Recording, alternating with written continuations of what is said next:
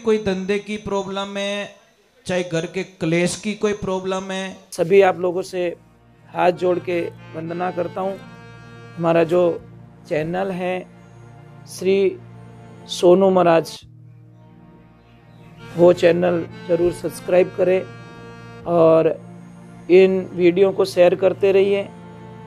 सभी देवी देवताओं की एक बार बोलो राधे, और नाचने वाले भक्तों की। एक बात थोड़ा व्यापारी वर्ग के लिए, थोड़े आवाज मत करजो, थोड़ी मेहरबानी करजो। मैं आपसे एक निवेदन कर रहा हूं, व्यापारी वर्ग के लिए, जिनको विश्वास है वो ही करे, जिनको विश्वास है वो ना करे, इतना ख्याल रखे, नहीं तो आपका टाइम बर्बाद हो जाएगा। जिसको भी कोई धंधे की प्रॉब्लम है, चाहे घर के क्लेश की कोई प्रॉब्लम है या अशांति का वातावरण है, तो अभी ये 20 और 21 तारीख आ रही है, अमावस्या पड़ेगी उस दिन। शाम के टाइम में एक नारियल लेना, श्रीफल, उसको थोड़ा छील देना और थोड़ी चोटी रखते ना हम लोग एक साइड में, पूरे घर के बाहर निकलिए और घर के सामने मुंह करके उसको नारियल को 21 बार ऐसे मेन गेट पे घुमा के, राइट घुमाना, क्लॉकवाइज राइट, ऐसे मत घुमा देना, राइट घुमा के उस नारियल को वहीं तोड़ दो, फिर दोनों हाथ में वो ले लीजिए आधा आधा। परंतु उसको करना क्या, ऐसे फेंकना है, ऐसे विपरीत दिशा में, मतलब राइट वाला लेफ्ट और लेफ्ट वाला राइट में। और भगवान को बोलना है, प्रभु हमारे घर में जो क्लेश है, प्रॉब्लम्स है, वो सारी आप लेके जाइए। और किसी को धंधे की कोई प्रॉब्लम है तो आंवले का जो वृक्ष होता है उसके पास में जाओ, थोड़ी हल्दी चढ़ाइए और दोनों हाथों में पानी लेकर ऐसे कलश को लीजिए, पूर्व की तरफ मुंह करना ईस्ट फेस में, और उसमें पानी चढ़ाना है आंवले के पेड़ में, हल्दी के ऊपर, और एक नाम बोलना, हरि हर महादेव।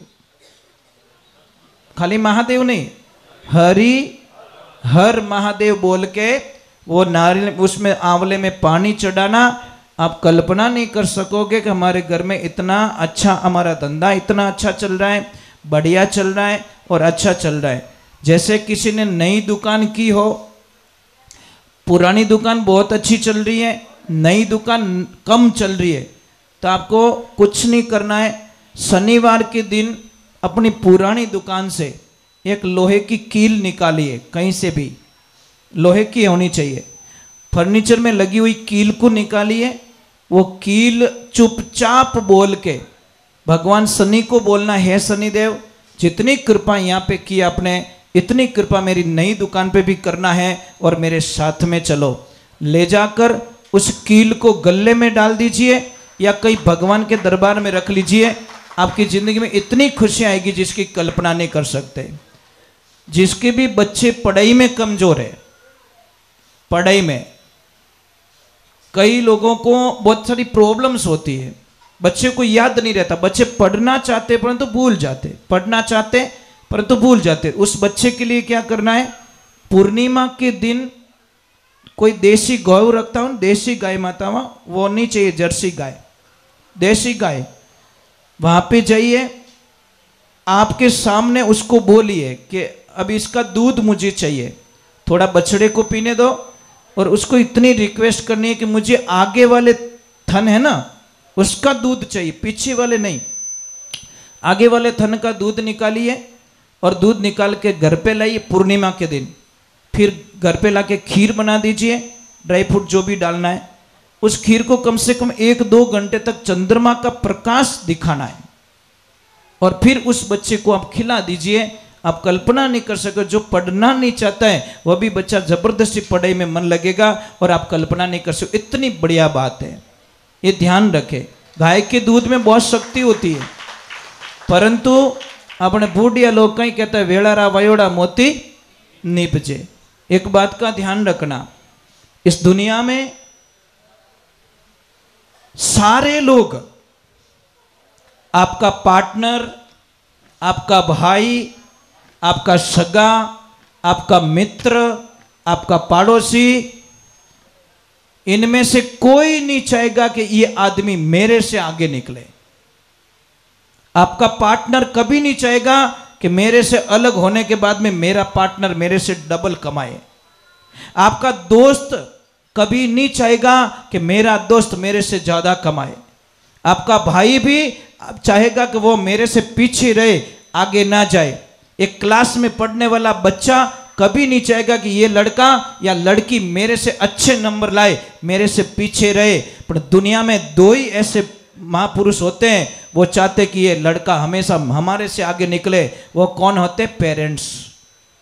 माँ बाप रे अलावा कोई दुनिया में आपको आगे बढ़ने का सपना, आशीर्वाद नहीं देंगे। सिर्फ माता पिता के अलावा। माता पिता चाहते कि मेरा बेटा मेरे से बहुत आगे बढ़े, बहुत आगे बढ़े। तो एक बेटे ने पिताजी के व्यापार पे ध्यान दिया और पिताजी की इच्छा थी कि बेटा हमारी 40 साल की पेढ़ी है, इसका थोड़ा ध्यान रखना। बेटे ने बात सुनी और बैठ गया पेढ़ी पे। अब उसने व्यापार इतना फैला दिया महाराज, बहुत ज़्यादा व्यापार फैला दिया।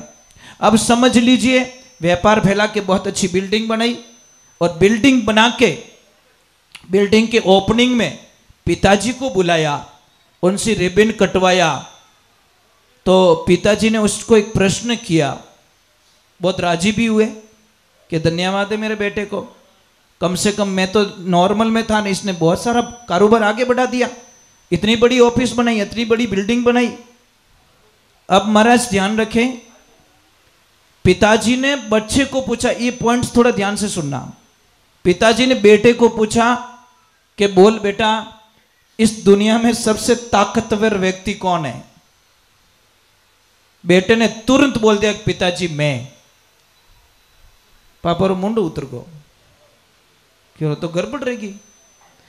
फिर थोड़ा ठंडा दिमाग से पूछा कि बेटा इस दुनिया में सबसे ताकतवर व्यक्ति कौन है? तो उसने तुरंत बोल दिया पापा मैं। पापा ने बोला, अबे मारवाड़ हाल नो छोको, अपनी सीट तो गई भाई, अबे हटो। पिताजी की आंखों में आंसू आ गए साहब। जैसे पिताजी नीचे उतरे, पर क्यों बेटा ने एक बार और पूछ लो। कितनी बार? लास्ट बार पूछ लो। वापस पूछा कि बेटा इस दुनिया में सबसे ताकतवर व्यक्ति कौन? कि पिताजी आप। पिताजी आप। तो पापा ने बोला, बेटा 2 बार जब पूछा तो तूने बोला मैं हूं मैं हूं, मार तो कालजू ही काट दियो कि पापा उस वक्त में आपके दोनों हाथ मेरे कंधों पे थे, इसलिए मैं दुनिया का सबसे ताकतवर व्यक्ति था। जैसे ही आपके हाथ हट गए आप 1 बन गए, मैं 0 बन गया।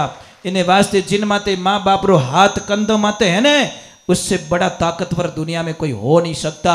इन्हें वास्ते महापुरुषों, आप कितना भी कमा लेना, कितना भी कुछ कर लेना, पर माँ बाप ने मत सताई जो। बेचा बटो रियो, कोई बोलता हमारे बिल्डिंग आई, कोई के गाड़ी आई, कोई के बो आयो, कोई के कंपनी आई, और एक भोलो आदमी के गेला मारे को ने मारी माँ आई रे, मैं दुनिया में सबसे लकी आदमी हूं, मेरी माँ मुझे मिल गई।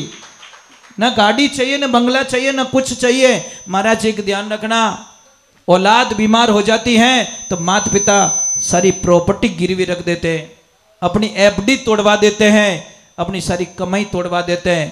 पर जब पापा मम्मी बीमार रहे तो सब थोड़ी शंकाएं घुस जाती है। कैसा 12 साल रह गया मने सेवा करते हैं, हमें तो नैन क्यों ही करी। अरे बाप रे, एक आदत छोड़ दो आपकी। कहीं के माँ बाप मारे भेड़ा रहे और शब्द छोड़ दो साहब। कहीं कहो मैं माँ बाप रे भेड़ो रहूं, जिन दिन ओ बोलोला उन दिन आप बहुत सुखी रह जाओला। हमारी क्या औकात है जो माँ बाप ने आपो भेड़ा राख सको? यूं बोलो ने बेटी रे बाप के मैं माँ बाप रे भेड़ो रहूं। कई लोग का मने के महाराज मैं गाय को गोद लेके आया हूं। अब धारो बाप दादा ली कहीं गाय को गोद लेना 3 लोग के देवता नहीं ले सकते, तू क्या ले सकता? ऐसे बोलते मैं गाय की गोद गया हूं, आज मैं गाय को गोद लेके नहीं आया, मैं गाय माता की गोद चला गया, तो वो तो शुभ था। पर वो कि गाय को गोद मैंने ले ली, अरे बेटी रे बाप, ब्रह्मा विष्णु महेश की भी ताकत नहीं है जो गाय को गोद ले सके। अरे इतना बोलते गाय की गोद गया हूं मैं, तो वो तो शुभ होता। महाराज कई लोग क्या करते हैं, अभी हमारे कुछ दिनों पहले कोई किसी ने सत्संग बुकिंग करवाई और हमें पूछा कि महाराज ये तारीख है लिख दीजिए, और नाचन वाला हाथ आई कि नहीं आई। मैं बोले क्यों? कैसा कोई हनुमान जी पढ़न नाचे, कोई महादेव जी पढ़न नाचे। मैंने बोला सत्संग कैंसिल करो, आई नॉट एक्सेप्ट, नहीं, नो एग्री, मैं ये नहीं कर सकता। अरे मारी कहीं औकात जो हनुमान जी नचाई सकूं, मारी कहीं औकात जो महादेव जी ने मैं नचाई सकूं। अरे भोला आदमी थोड़ा तो दिमाग यूज करो, महादेव जी को मैं नचाऊंगा? मैं इतना बड़ा बन गया क्या? मैं हनुमान जी को नचाऊंगा, मैं माता जी को नचाऊंगा? अरे क्या खेल कर रहे हो तुम लोग? माता जी हम ही थे नाचो भाई, महादेव जी हम ही थे नाचो, हनुमान जी हम ही थे नाचो, तो थोड़ो बेड़ो पार होवे, नहीं तो आज होवे ने कोई काल होवे। हम तो भैरू जी के सामने, भैरू जी के वो पता नहीं क्या क्या बन के भैरू जी को नचा रहे हैं। इतने बड़े हो गए हम लोग कि भगवान को नचाने लग गए। साहब ये बहुत ही गलत चीज है, इन्हें वास्ते ये सारी बंद होना चाहिए, ये अच्छी बात नहीं है। भगवान की हंसी उड़ती है, भगवान की मजाक उड़ती है साहब, और हम एग्री करते तालियां बजाते हैं, मजा आता है। मैंने बोला ना मजा मत लीजिए, मजा थोड़ी देर का है, आनंद लीजिए। चलो एक बार जय बोलते, बोले आई मात की, बोले नवदुर्गे मात की। नाराज तो नहीं हो? थोड़ा हैंट अरे जो क्यों बात उड़ी हो है, हल्का हल्का हैंग, भारी भारी रही जो को पड़ियो रही, हल्को रिवसरी बात नहीं है साहब। मेरे गुरुजी ने क्या बोला कि बेटा जीवन चाहे 2 दिन का ही हो, पर होनो चीजें आनंद रो।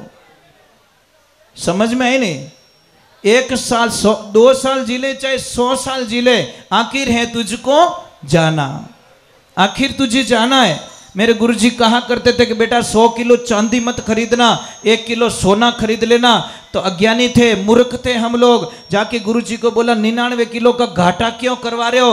गुरुजी ने बोला 1 किलो सोने का 60 लाख बनता है, 100 किलो चांदी रही 60 लाख बने, तो 99 किलो बोझ लिया क्यों फिरे? समझ में आ गया। तो हमने 100 झूठ बोलने से बढ़िया एक सच बोल के मरा जाए, आनंद उसी में होता है महाराज। क्यों रोज मरूं यार, रोज झूठ बोलूं, रोज मरूं, इससे बढ़िया एक दिन मर जाए, क्या फर्क पड़ेगा?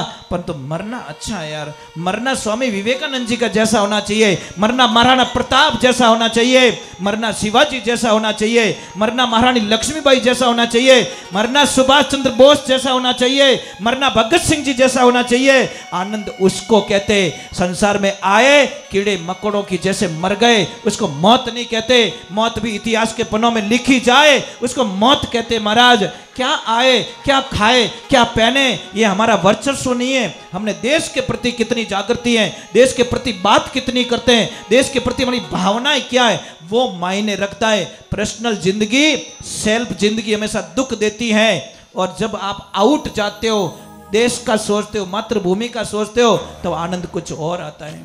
ये जिंदगी में ध्यान रखिए। अरे 2 दिन का जीवन यार। यहाँ पे कोई ऐसे बैठे हैं माँ भारती के सपूत, जो अपने बेटे के जन्मते ही मन में ये शपथ ले ले कि इस बेटे को मैं फौज में भेजूंगा, बॉर्डर पे भेजूंगा इस बच्चे को मैं। है कोई देवी यहाँ पे?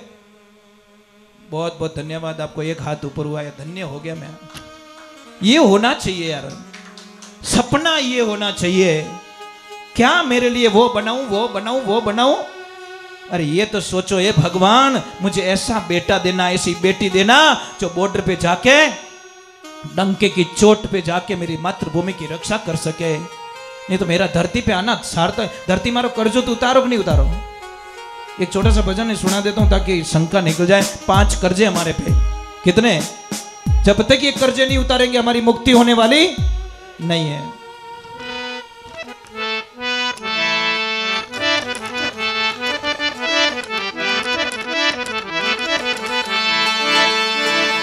बोलिए श्री भगवान की, बोलिए आई मात की। सूरा होना सेज है, सूरा होना सहज है, तो घड़ी